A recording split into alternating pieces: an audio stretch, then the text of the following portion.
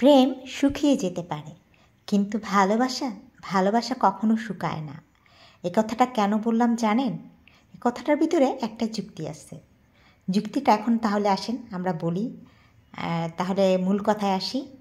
Actually যুক্তিটা হলো, প্রেম শুকিয়ে যেতে পারে এই কথাটা এই কারণে বললাম, আপনি 1000 জনের প্রেমে পড়তে পারেন, 1000 জনকে আপনার ভালো লাগতে পারে, ঠিক আছে?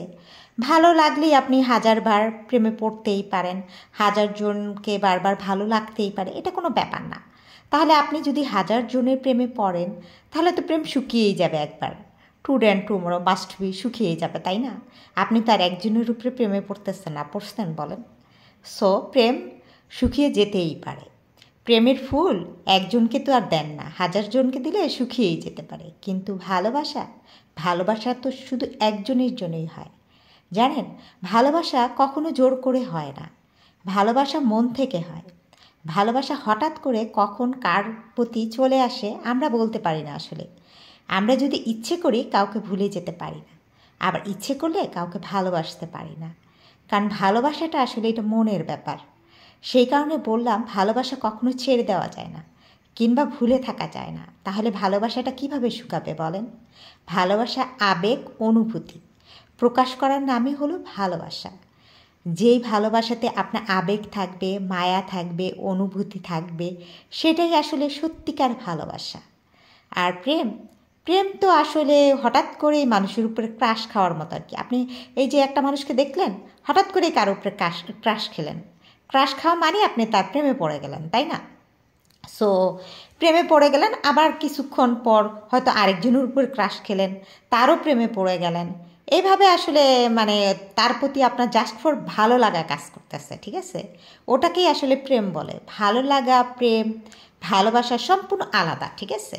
আপনার হঠাৎ করেই ভালো লাগলে আপনি যে কোনো কারো প্রেমে পড়তে পারেন, এটা কোনো ব্যাপার না। কিন্তু ভালোবাসাটা মায়াটা শুধু একজনের প্রতি আসে। আমরা যাকে সারাক্ষণ ফিল করি, চোখ বন্ধ করলে আমরা যাকে দেখি, সেটাই আমাদের ভালোবাসা, ভালো লাগা, মায়া, ঠিক আছে? আপনি একটা মানুষের কথা সারাক্ষণ কল্পনা করতেছেন, মানে আপনি যে কাজই করতেছেন সে আপনার পাশে আছে, আপনার এমন অনুভব হচ্ছে। তার হাসি, আপনি যদি হাসেন মনে হবে যে আপনার হাসিতেও সে আছে, আপনি কান্না করলে আপনার কান্নাতেও সে আছে, মানে সে দূরে থেকেও আপনার কাছে সবসময় আছে। এই বহিঃপ্রকাশটা ঘটানোই হলো ভালোবাসা। তাই ভালোবাসাটা কখনো শুকায় না, কারণ এটা মনের ব্যাপার। এটা তো আপনি জোর করে করেন নাই, এটা আপনার মন থেকে কখন কার জন্য চলে আসছে এটা আপনি নিজেও বলতে পারতেছেন না যে আপনি কখন কাকে ভালোবেসে ফেলছেন। সারাক্ষণ অনুভব করতেছেন তাকে, তাকে মিস করতেছেন, তার সাথে কথা বলতে চাইতেছেন, তার সাথে কথা বলার জন্য আপনি পাগল থাকবেন, তার সাথে কথা না বললে আপনার মন খারাপ থাকবে। আপনি যদি তার কণ্ঠটা একটু শোনেন, আপনার একটু শান্তি লাগবে। ওটাকেই ভালো লাগা বলে, ভালোবাসা বলে, মায়া বলে, ঠিক আছে? আর আপনি যদি কারো প্রেমে পড়েন, তার সাথে আপনার কথা বলতে ভালো লাগবে না, জাস্ট ফর আপনার তো তাকে ভালো লাগছে, তাই না? ভালো লাগছে, কিছুক্ষণ পরে ভালো লাগা চলেও যেতে পারে। তার সাথে কথা না বলে আপনি থাকতে পারবেন, তার সাথে কথা বলতেও আপনার তেমন ভালো লাগবে না। হয়তো একবার দুইবার কথা বললেন, তারপর আর ভালো লাগবে না, মানে অসহ্য লাগবে। কিন্তু আপনি যদি কারো মায়ায় পড়ে যান, কারো ভালোবাসায় পড়ে যান, তাহলে আপনি তার সাথে কথা না বলে কখনো থাকতে পারবেন না।